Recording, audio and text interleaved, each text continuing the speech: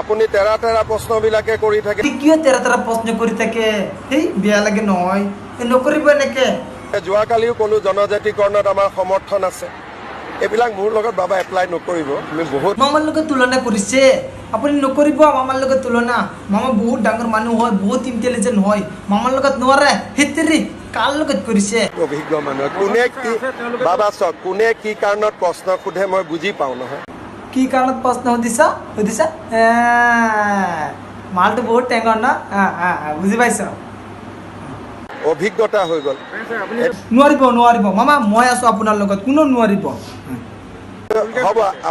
হ'ব এজন সাংবাদিকে এটাই প্ৰশ্ন কৰে।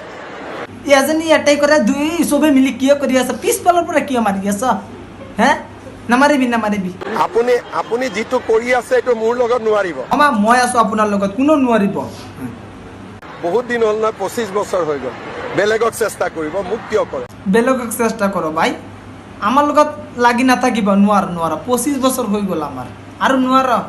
কাম হে তামাম চাফা।